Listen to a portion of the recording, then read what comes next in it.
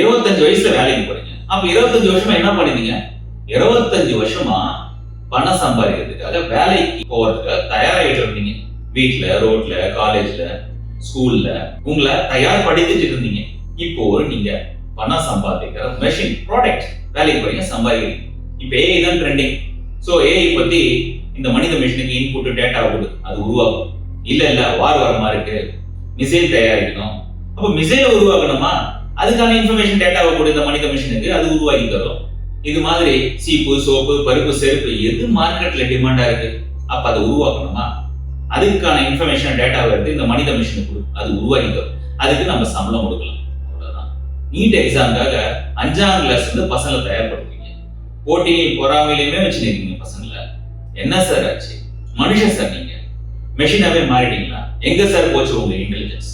பணம் சம்பாதிக்க. ஆனா இன்னும் கொஞ்சம் யோசிச்சு பாருங்களேன். 80 வயசு, அதிகபட்சம் 100 வயசு வரைக்கும் உயிரோட இருப்பீங்களா? எதுக்குதான் இந்த மனித வாழ்க்கைன்னு யோசிச்சு பாருங்களேன்.